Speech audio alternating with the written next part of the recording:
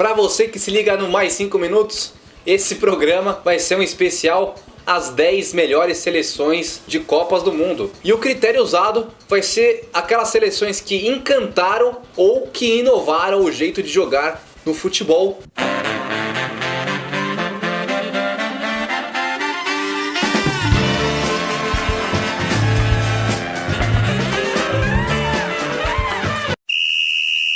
Em 10º lugar, a Itália, a Azzurra, que teve uma das suas melhores gerações nessa Copa de 2006, campeã dessa edição. E essa geração foi a geração posterior de Baresi, de Pagliuca, o próprio Vieri e o Maldini também, que estava cotado a ser convocado para a Copa de 2006 e recusou por um ato nobre, dizendo que estava muito velho e cedeu lugar a outros jogadores. E essa geração da Itália foi uma das melhores, não a melhor, mas uma das melhores gerações de todos os tempos, que contava com Totti, Del Piero, Buffon, Cannavaro, Nesta, Materazzi, Pirlo, De Rossi, Zambrotta, Luca Toni. Então essa geração da Itália foi uma geração fantástica, que merecia esse título pela geração anterior, que foi essa geração que ensinou da Itália campeã de 2006. Em 9º lugar, a França, da Copa de 98. A França foi uma das melhores seleções, que contava com Zidane, Djorkaeff, Henry, Trezeguet, Blanc, Desailly, Barthez,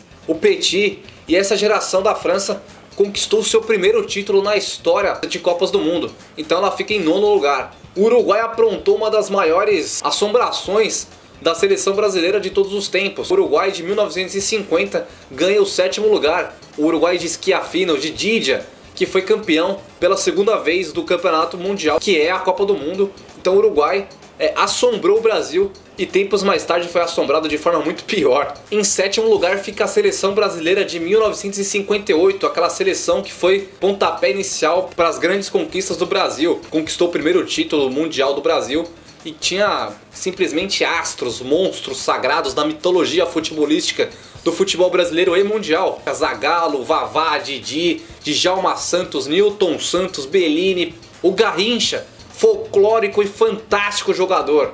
E claro, Pelé. Em 6º lugar fica a Alemanha de 1974. Claro, o melhor futebol foi o da Holanda, o futebol que conquistou o mundo. Mas a Alemanha teve uma das suas melhores gerações com esse campeonato de 1974, que foi a verdadeira campeã, que contava com os astros Gerd Müller, Franz Beckenbauer, o Breitner, o Overath e o goleiro Maier também. Em 5º lugar vai para uma seleção que não foi campeã, mas encantou o mundo da forma de jogar, um futebol bonito, um futebol elegante, que foi o Brasil do Tele Santana de 1982. Contava com Zico, Sócrates, Falcão, Toninho Cerezo, entre muitos outros astros. E a população brasileira acreditava fidedignamente que o Brasil levaria aquela taça pela forma bonita, pela forma ofensiva de jogar. Mas no futebol nem tudo é justo. E a Itália acabou tirando o Brasil daquela Copa e foi a eventual campeã. Então o Brasil de 82 fica com o 5º lugar. Em 4º lugar fica a Argentina de 1986, que tinha nada mais nada menos que o El Pibe, Maradona. Maradona encantou o mundo, já vinha encantando, mas o mundo conheceu o El Pibe de Ouro, Maradona, que foi campeão com a Argentina de 86. Em 78 a Argentina também foi campeã com o Mário Kempes, que foi o grande astro.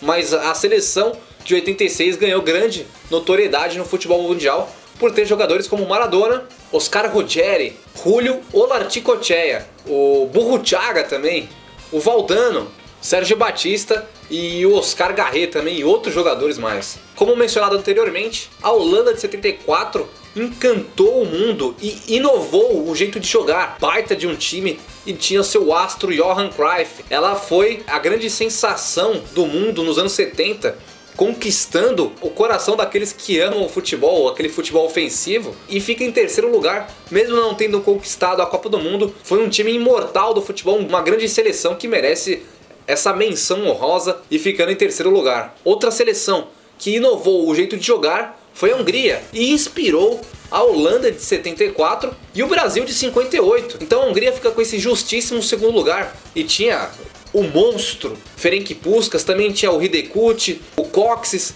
contava também com o ilustríssimo e gênio Gustav Sebbes, o treinador da Hungria, que formou esse esquadrão, essa seleção fantástica dos anos 50, que também não foi campeã por justiça poética idiota então a Hungria de 54 fica em segundo lugar. E em primeiro lugar foi a seleção brasileira de 1970, quando a seleção brasileira poderia ser chamada de seleção brasileira, e que continha jogadores como...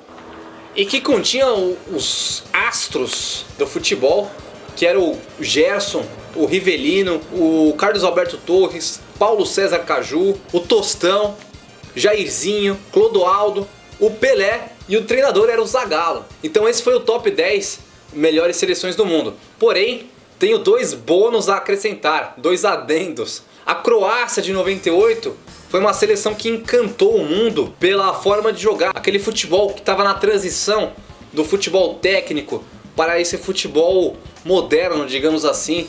Então a Croácia, que vinha de uma escola da antiga Iugoslávia, do leste europeu, que se assemelhava no caso muito ao jeito do Brasil jogar. Então aquela Croácia que contava com Šuker, Prosinec, Jarni, o Boban, o Vlahovic. Então essa Croácia ganhou um espaço honroso no quesito bônus de melhores seleções do mundo.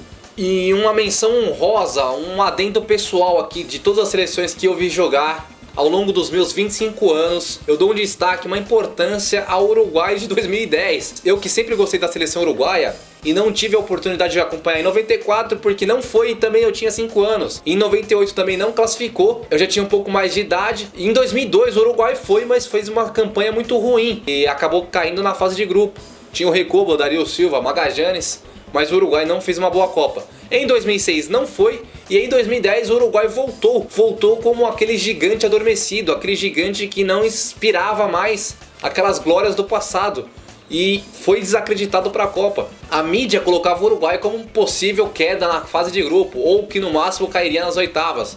E o Uruguai foi com aquela velha raça, com aquela garra uruguaia, que não tinha aquele futebol que todos acostumavam a ver de Francescoli, do próprio Recoba, mas era um futebol aguerrido, com o Lugano, com jogadores comprometidos defensivamente. E a grande estrela, a grande surpresa daquela seleção foi o Luis Soares. No futebol de hoje, que parece ser tudo tão plastificado, teve esse momento de brilhantismo de uma seleção que não foi tão brilhante, mas que conquistou a sua nação principalmente, e conquistou aqueles torcedores que adoram o futebol, às vezes não técnico, mas na garra, na raça. E a seleção uruguaia foi para a semifinal contra a Holanda e deu trabalho, foi um jogaço de novo, 3-2 para a Holanda, mas o Uruguai não arredou pé e foi para cima da Holanda. O Forlan jogando muito, foi considerado até o melhor da Copa. O Forlan, que inclusive, no meu modo de ver, ele foi muito mais importante jogando na seleção do que pelos seus próprios clubes.